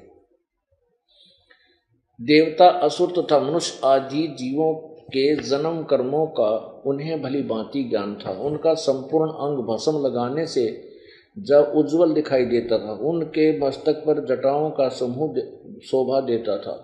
वे किसी के आश्रित नहीं थे, उनके मन में किसी वस्तु की इच्छा नहीं थी। वे शीत उष्ण आदि द्वंद्वों से परे तथा अहंकार शून्य थे, उनमें अहंकार नहीं था। वे दिगंबर महाज्ञानी महात्मा दूसरे महेश्वर के समान जान पड़ते थे। उन्हीं के जैसे स्वभाव वाले बड़े बड़े मुनि शिष्य होकर उन्हें घेरे रहते थे। वे अपने चरणों के स्पर्श जनित पुण्य से इस पृथ्वी को पवित्र करते हुए सब और विचरते और अपने चित्त को निरंतर परमधाम स्वरूप परब्रह्म परमात्मा में लगाए रहते थे। अब कितना स्पष्ट कर दिया। अब इन ऋषियों ने को इतना ज्ञान है कि वो माँ तो पैदा हुए थे। अब जैसे कबीर परमेश्वर के विषय में अब दंत कथा के आधार पर बहुत से शास्त्रों में लिखा है, शास्त्र तो नहीं कह सकते, दंत कथाओं युक्त पुस्तकों में लिखा है कि कबीर जी का जन्म एक विधवा ब्राह्मणी से हुआ। उनका कथन है थोड़ा सा घुमा फिरा के कि एक विधवा ब्राह्मणी थी, उसमें महर्षि रामानंद जी काशी में बड़े विद्वान और सिद्धि युक्त माने जाते थे। उसने जाकर के उनके उस महात्मा जी के चरण स्पर्श किए। रामानंद जी ने आशीर्वाद दे दिया, बेटी पुत्रवती हो। ओहो, वो कहने लगे, हे महाराज मैं तो विधवा हूँ, मैं पुत्रवती कैसे हो सकती हूँ? अब मैंने जो दे दिया वो तो फलेगा ही फलेगा। कहते हैं इस कारण से वो लड़की गर्भवती होगी और फिर वो शर्म के मारे उसने कहीं पर डाले। अरे भले आदमियों, कुछ तो सोचो। ब्राह्मण कुल में लड़कियों का पुनर्विवाह नहीं होता था उसमें, लेकिन उनकी ड्रेस अलग बना दी जाती थी। वो सफ़ेद साड़ी बांधते थे, सफ़ेद उनका वाणा होता था, वेशभूषा होती थी। वो दूर से पता लग जाता था कि ये लड़की विधवा है। और वो महर्षि वो रामानंद जी अंधा था कि जिसने उन्हें कह दिया पुत्रवती हो। और पुण्यात्माओं, फिर उस लड़की के और भी तो थोड़ा बहुत बताना चाहिए था, किसकी पत्नी थी, उसके मृत पति का के नाम था और वह कौन से मोहल्ले में रहा करती। एक बकवाद कर देते कि वह शर्म के मारे गिर आई और फिर वह नीरू नीवा ठा लेगी। तो इनकी बुद्धि यही टेकी हुई है कि कोई भी माँ के बिना उत्पन्न नहीं हो सकता। जैसे यहाँ के भगवान श्री कृष्ण जी, रामचंद्र जी सभी माँ से ही जन्म लेकर के यहाँ भगवान कब आए। तो ये सभी इसी प्रकार यहाँ क्या कह रहे हैं कि माँ के गर्भ से निकलते ही और वो बाहर आते ही वह यानी अपना तत्व ज्ञान प्रचार करने लगे। तेरा भला हो, तब उठा के दिखाओ न माँ के गर्भ, तो कोई भी तो दिखा दो, पैदा होते चल जाओ पैर। ये तो परमात्मा चले चलाए थे और माँ से पैदा नहीं हुए थे, छोटी ही आयु में 2-3 वर्ष के ही, क्योंकि लीला में शरीर को मालिक अपना दिखाते हुए आगे चलते, नहीं तो कोई ना माने नहीं, सोचो जादूगर है, कोई उसमें सेवड़ा कहने लग जाए और कोई उसको जो है ना भूत प्रेत मान कर उसके निकट भी ना जाते। भगवान कहते वो 1-2 चमत्कार तुरंत कर दें। तो इस प्रकार परमात्मा ने भोली आत्माओं को विधिवत ही समझाना उचित समझा। अब क्या लिखा है,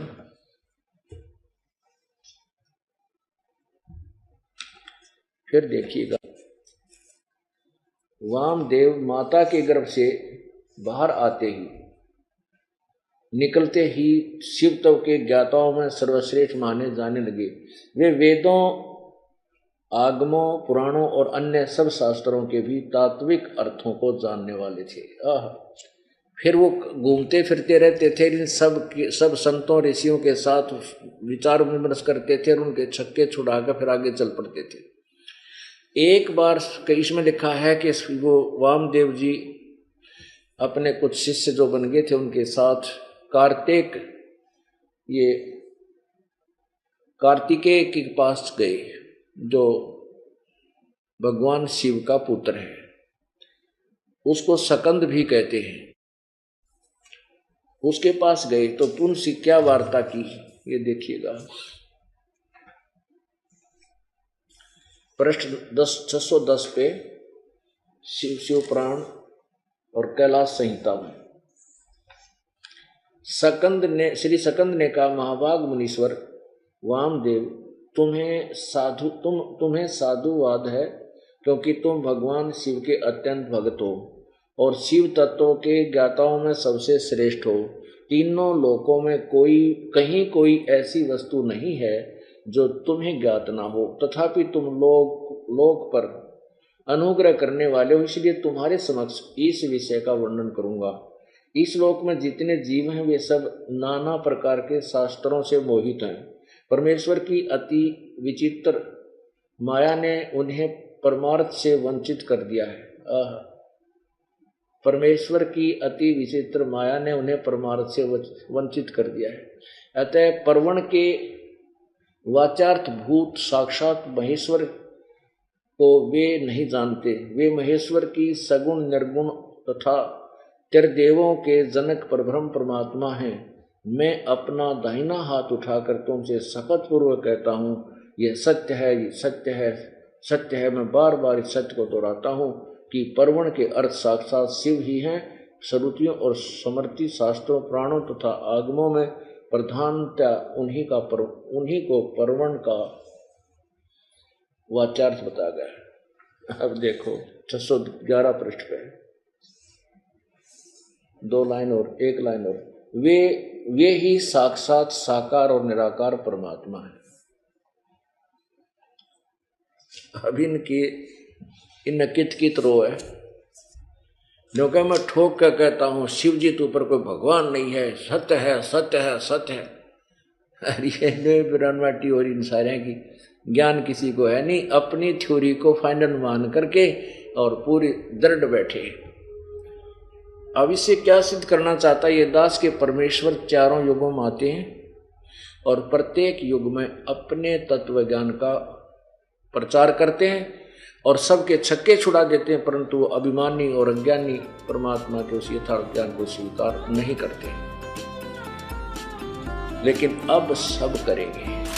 सवाल नंबर 7, काकभुशुंडी को परमात्मा कब और किस रूप में मिले? काकभुशुंडी नाम के एक देव हैं जिनका मुख तो कौए जैसा, लेकिन उनका पूरा शरीर देवताओं के तुल्य है। उन्हें भी परमेश्वर मिले और ज्ञान समझाया, उनके भक्ति के यथार्थ मंत्र प्रदान किए, जिससे उनकी बहुत लंबी आयु हो चुकी है। सुनिए अब काकभुशुंडी की वास्तविक कथा।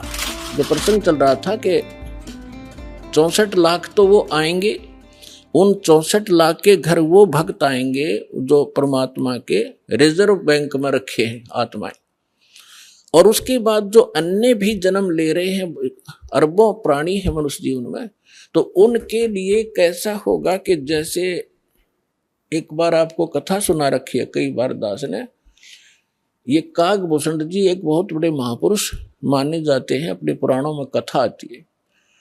तो उसने गरुड़ जी ने उनसे पूछा कि हे काकभूषण, आपको ये भक्ति कैसे प्राप्त हुई? आपकी कितनी आत्मा शांत है? आपकी कितनी दीर्घायु है?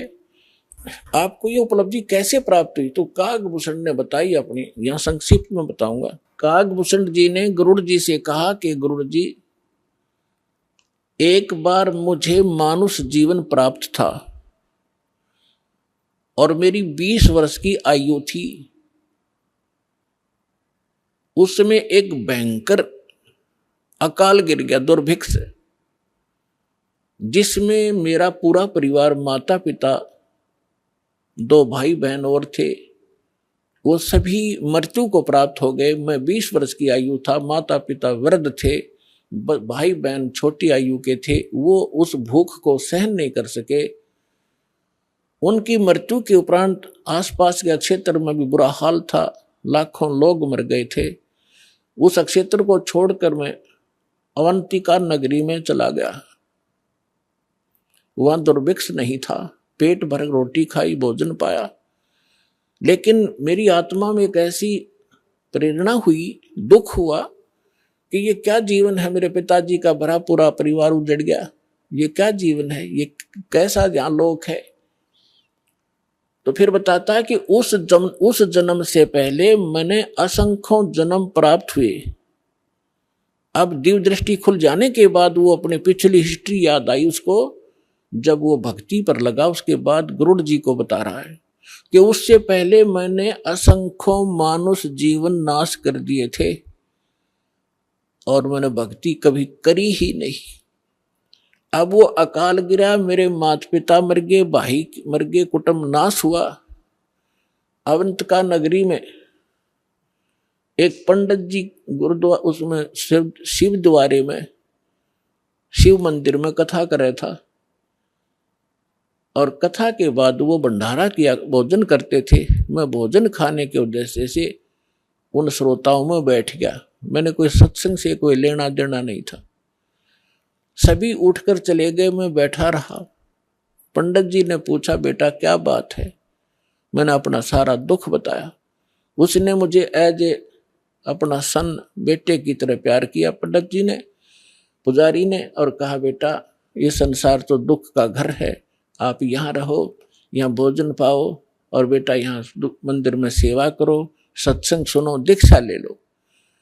मैंने उसकी सारी बात मान ली, वहाँ सेवा भी करने लग गया, लेकिन दीक्षा वाली बात मेरे समझ में नहीं आई। 6 महीने तक वो कथा सुनाते रहे, मनुष्य जीवन के उद्देश्य को बताते रहे। मेरा कति घर नहीं करी, जू नहीं रहेंगी। मेरे इतने पाप बढ़े हुए थे क्योंकि मेरे अंदर भक्ति कभी बीज पड़ा नहीं था। 6 महीने के बाद मैंने कथा तो सीख ली जो गुरु बताया करते थे। मैं युवा था, गुरु जी वृद्ध हो गए थे। मैं श्रोताओं को गुरु जी की अब्सेंस में, अनुपस्थिति में वो कथाएं सुनाने लग गया। सुरीली आवाज थी, युवा शरीर था। श्रोता मुझे मेरी बड़ी प्रशंसा करने लगे कि क्या बात भाई, आप तो बड़ा गुरु जी से भी बढ़िया सत्संग सुनाते हो, वाह भाई वाह, आपकी तो बड़ी प्यारी आवाज है। इस जीव को बहुत प्रकार से ये हानि होती है, वो फाउल पॉइंट भी आपके रूबरू किए जाते हैं ताकि आप फिर से गलती ना कर जाओ, इसलिए ये कथाएं सुनाई जाती हैं। अब उन श्रोताओं की प्रशंसा से मेरे अंदर हवा भर गई, मैं अभिमानी हो गया, अहंकार भर गया। एक दिन गुरुजी आए, मंदिर में पूजा के उद्देश्य से बाहर से आए और मैं श्रोताओं के बीच में बैठा था, प्रशंसा सुन रहा था। मैंने गुरुजी को बैठे बैठे ही दर्शन कर लिए, प्रणाम भी नहीं करा, बस यूं देख लिया। जबकि गुरुजी को खड़ा होके मैं खड़ा नहीं हुआ। मान बढ़ाई का मारा कि मेरी बेइज्जती हो जाएगी जब मैं खड़ा हो गया था, क्योंकि प्रशंसक सामने बैठे थे। अब गुरुजी को कोई ध्यान नहीं था, उसको तो कोई मतलब लेना देना ही नहीं होता। नियम बता दिए, जो पालन करेगा सफल होगा, जो तोड़ेगा खंडित करेगा वो दंडित होगा। गुरुजी जाकर मंदिर में अपनी पूजा अर्चना करने लग गए। आकाशवाणी हुई उस मंदिर में और भगवान शिव के पुजारी थे वो पंडित जी। आकाशवाणी हुई, भगवान शिव ने कहा कि रे धुरत, तेरे को 1 लाख वर्ष के लिए नरक में डालूंगा। ये आकाशवाणी सुन ली गुरुजी ने। अपने आत्मा परमात्मा के कबीर साहब कहते हैं, बहुत प्यारा बालक माँ का। गुरु पिता को अपना बेटा या बेटी बहुत प्यारी होती है, लेकिन माँ को पिता से भी कई गुना और प्रेम बच्चों में होता है, स्वाभाविक है। और कहते हैं गुरु जी को उससे भी 100 गुना होता, माँ से भी ज्यादा 100 गुना प्यारे होते अपने शिष्य। उनके भविष्य के बारे में वो इतना चिंतित रहता है। कहते हैं बहुत प्यारा बालक माँ का, उनसे बढ़कर शिष्य गुरुओं का। तो यहाँ गुरुजी ने जब सुना कि कागभूषण को, उसका नाम कुछ अन्य था, कि भगवान शिव कैसे नाराज हो गए इस बालक पर, क्या गलती की, वो एकदम छोड़कर पूजा को आया कि बेटा क्या गलती की तूने, अक्षमा याचना कर।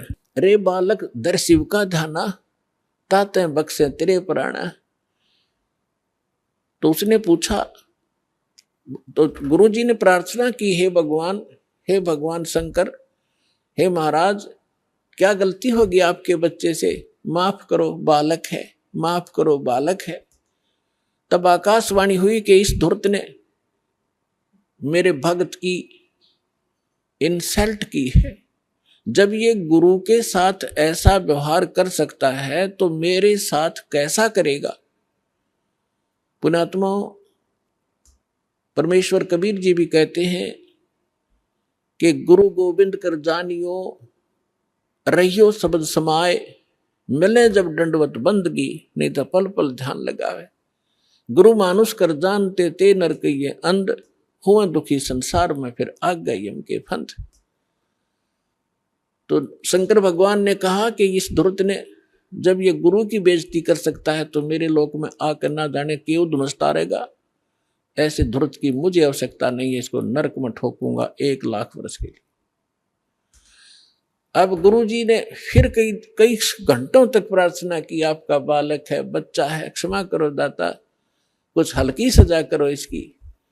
तब उसने कहा कि भी देखो मेरा वचन खाली नहीं जागा, जो बोल दिया ये वापस मैं ले नहीं सकता, इसको नरक में तो रहना पड़ेगा लेकिन वहां यमदूतों से इसको कष्ट नहीं होने दूंगा।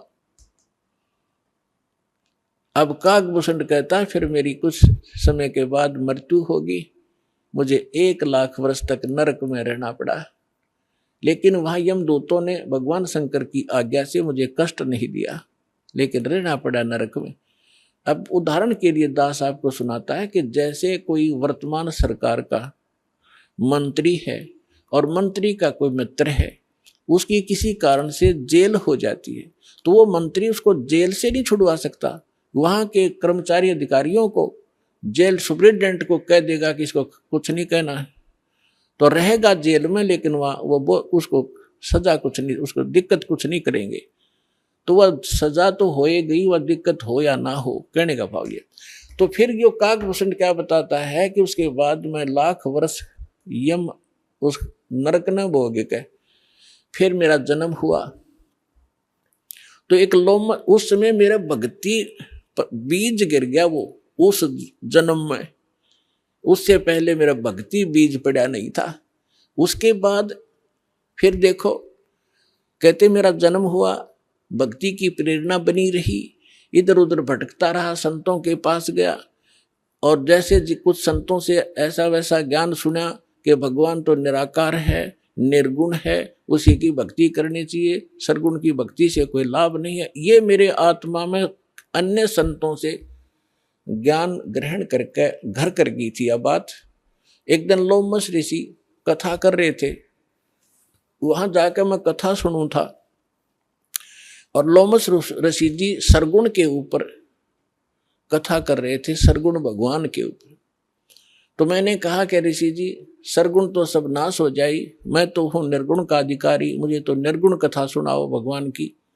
लोमस ऋषि ने बहुत से प्रमाण दिए कि बेटा सरगुण बिना निर्गुण क्या गावे। अगर भगवान को आपने सरगुण में नहीं देखा तो निर्गुण का क्या लाभ उसका। जैसे वृक्ष बीज के माही है, जैसे वृक्ष बीज के अंदर वृक्ष होता है, जैसे वृक्ष बीज सब ठोरा, जब उग गए तब दिखे मोरा। एक आम का गुठली है और वह गुठली के अंदर वो आम निर्गुण रूप में है, निराकार समझो, जैसे तुम निराकार कहते हो। तो उस निराकार का क्या करेगा, आम का तो ये बता देंगे इस गुठली में आम है, पेड़ है, पूरा पूरा वृक्ष है इसके अंदर, तो इसके बताने से तुझे क्या लाभ हुआ। अब उस बीज को बीजा जावे गुठली को, फिर वो पौधा बने, फिर वो पेड़ बने और फिर वो आम लगे। तो सरगुण बिना निर्गुण किए गावे। तो भगवान का लाभ जो है सरगुण से ही होगा, निर्गुण के गीत गान तो नहीं होगा। अब कहने लगे मेरे ये उदाहरण बहुत से उन्होंने दिए पर मेरी बुद्धि में ग्रहण नहीं हुए।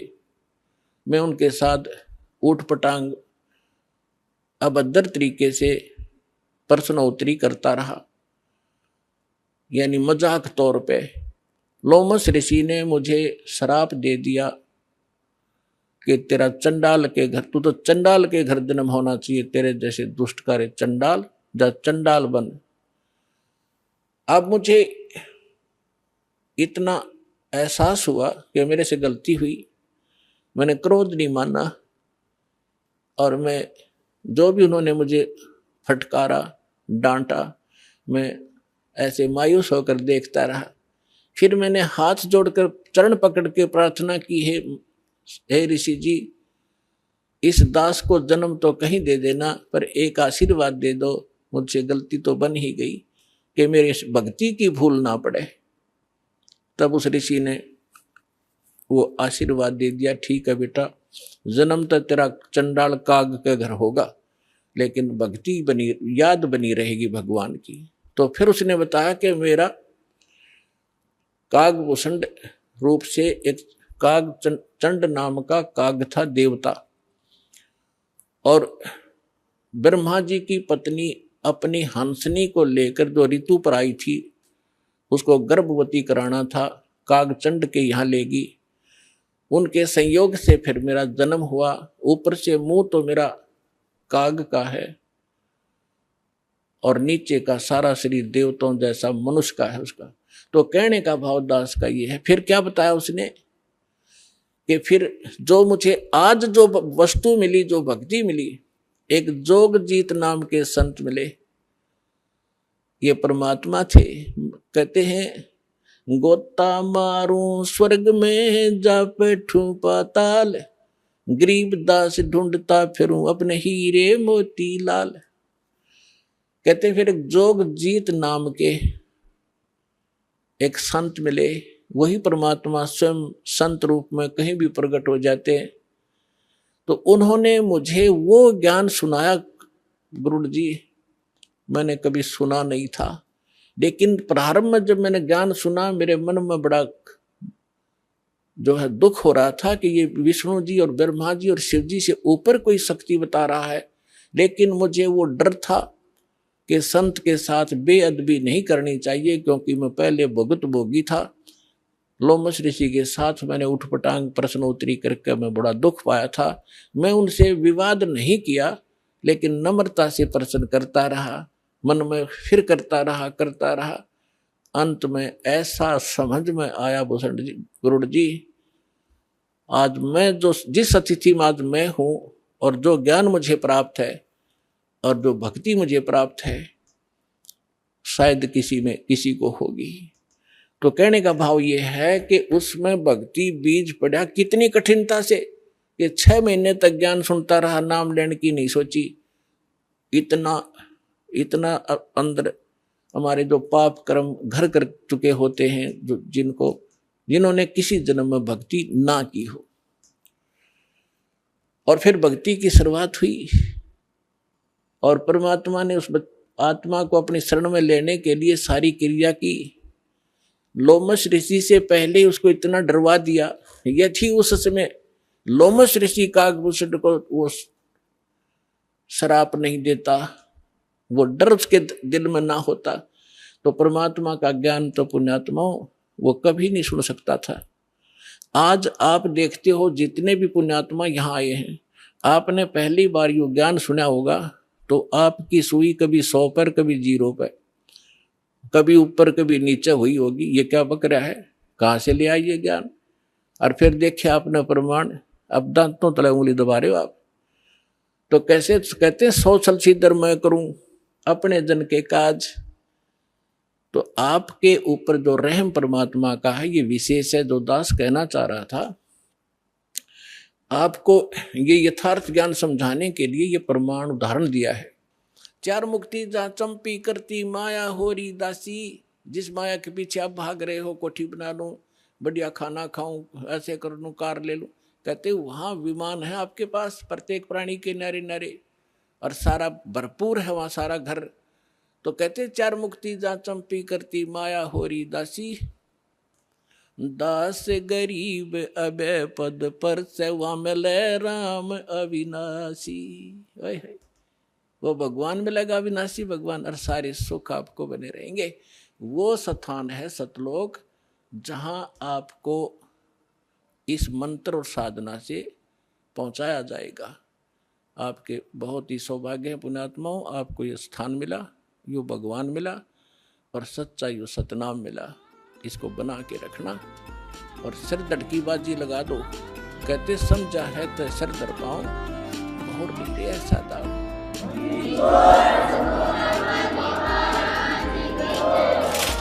दर्शकों, आज के इस एपिसोड में आपने जाना कि ब्रह्म के 21 ब्रह्मांडों और उसके एक ब्रह्मांड की व्यवस्था के विषय में। साथ ही आपने जाना कि काल के 5वें मध्य वाले ब्रह्मांडों में 13 युग होते हैं। उन युगों में परमेश्वर प्रकट होकर अनेकों जीवों का उद्धार किया तथा जिस ब्रह्मांड में हम रहते हैं उसके चारों युगों के विषय में भी जाना कि किस युग की कितनी अवधि होती है, उन युगों में मनुष्य की क्या आयु होती है और परमात्मा इन युगों में किन रूपों में आते हैं। इसके अलावा आपको यह भी मालूम हुआ कि परमात्मा ब्रह्मा, विष्णु व शिव तथा मनु जैसे ऋषियों, काकभुशुंडी आदि को भी मिले। इस एपिसोड के अगले पार्ट में हम जानेंगे परमेश्वर कबीर जी के सतयुग, त्रेता युग और द्वापर युग में प्रकट होने की लीला के विषय में, और यह भी जानेंगे कि परमात्मा इन युगों में किन किन महापुरुषों को मिले और उन्होंने इन युगों में कौन कौन से चमत्कार किए। तो ऐसे ही सत्य और प्रामाणिक आध्यात्मिक ज्ञान को जानने के लिए प्रतिदिन देखिए संत रामपाल जी महाराज यूट्यूब चैनल। आइए अब हम उन श्रद्धालुओं के अनुभव जानते हैं जो जगत गुरु तत्वदर्शी संत रामपाल जी महाराज जी से दीक्षा प्राप्त कर चुके हैं तथा उनके द्वारा बताए गए भक्ति मार्ग पर चल रहे हैं। सर नमस्कार। नमस्कार जी। आपने संत रामपाल जी महाराज जी से नाम दीक्षा ली, आपको क्या क्या लाभ मिला? जी देखो, सबसे बड़ा लाभ तो ये मिला कि हमको मुक्ति का रास्ता मिल गया भगवान की दया से।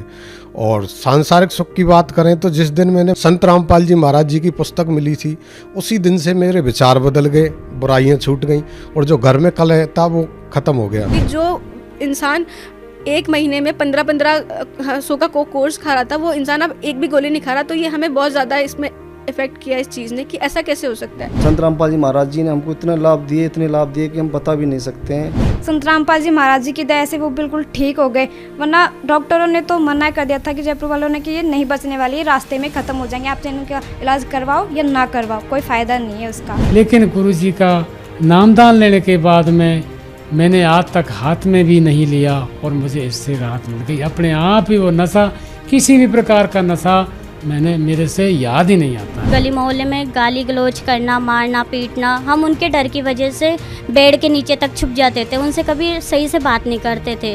फिर उसके बाद संत रामपाल जी महाराज जी की शरण में जाने के बाद मेरे पापा ने ड्रिंक छोड़ दी और गुरु जी की कृपा से आज हमें सब सुख है।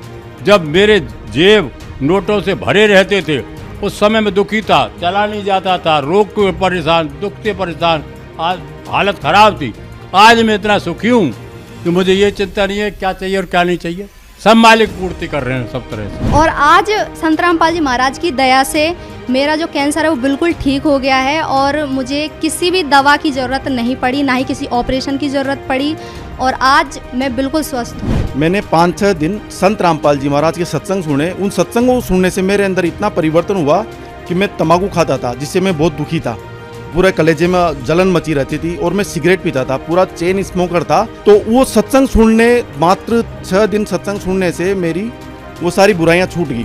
पहले प्रथम नाम जब मैंने लिया तो 4 महीने के अंदर मेरे बेटी की जो तकलीफ थी वो बिना गोली, बिना इंजेक्शन, बिना ऑपरेशन की दूर हुई। सदगुरु रामपाल जी महाराज जो हैं वो सच्ची भक्ति बताते हैं, वेदों के अनुसार, गीता के अनुसार सच्चा नाम देते हैं, जिससे आत्म शांति मिलती है, सुकून मिलता है। हमारी पत्नी के कैंसर था और कैंसर पूरे शरीर में सारी गांठें हो गई थी और गांठें इतनी थी कि पूरे शरीर में गांठें होकर उनमें जलन मच रही थी। हम सब जगह उनका इलाज करा चुके थे और थक चुके थे, हमें कोई आराम नहीं आया था।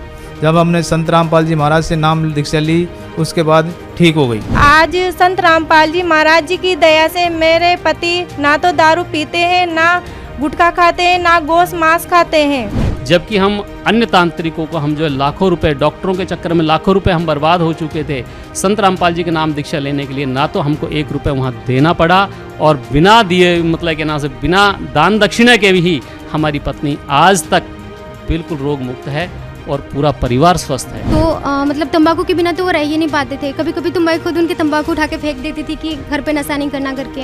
लेकिन जिस दिन से उन्होंने संत रामपाल जी महाराज से नाम दीक्षा लिए हैं उसके बाद से उन्होंने नशा करना तो छोड़ो, अगर कोई घर पे आया और मांगे कि बीड़ी पीने के लिए हमको माचिस भी चाहिए तो वो भी नहीं देते हैं। तो इतना ज़्यादा हमारे लाइफ में चेंजेस आया है संत रामपाल जी महाराज की वजह से। जब मैंने नाम दीक्षा ली तो मेरे पास में बस एक ही जगह मेरा बिजनेस था, लेकिन जब मैं संत रामपाल जी महाराज से नाम दीक्षा ली तो मेरा एक की जगह दो की जगह 3 जगह इतना सारा मेरे को फ़ायदा हो गया है कि मैं सोच भी नहीं सकता था। संत रामपाल जी महाराज जी से प्रार्थना लगाई और उस दिन के बाद आज का दिन है, आज 4 साल हो गए। मैंने ना तो कोई सोनोग्राफी करवाई है अपनी, ना ही किसी डॉक्टर के पास गई हूँ और मैं आज बिल्कुल स्वस्थ हूँ। संत रामपाल जी महाराज जी के दया से मैं बिल्कुल आज ठीक हूँ। जैसे मैंने नाम उपदेश लिया और मेरे मतलब एकदम शरीर से मतलब स्वस्थ हो गया मैं। उसके बाद मैं गुटखा छोड़ दिया, बीड़ी सिगरेट छोड़ दिया, तम्बाकू छोड़ दिया। उसके बाद में गुटखा तो जो सुपारी रहता, सुपारी निकाल कर मैं फेंक देता था, उसका गर्दा खाता था, इतना अमली था। तो मैं तो ये कहता हूँ सर कि साइंस कुछ है ही नहीं, ये मैंने प्रैक्टिकल किया है। जब साइंस फेल हो जाती है वहाँ परमेश्वर संत रामपाल जी महाराज काम आता है, ये मैं गारंटी से कह सकता हूँ। जो इस भक्ति में आएंगे और भक्ति करेंगे तो वो खुद जान लेंगे संत रामपाल जी संत नहीं, ये स्वयं परमात्मा। अब समय मत दौड़ाओ, ये क्या दिख रहा है देश में, ये कितने लोग जा रहे हैं कोरोना से, उनके पास जाइए, उनका ज्ञान समझिए और अगर उन्होंने जो नियम बताया उस नियम के अनुसार आप भक्ति करोगे तो पार हो जाओगे।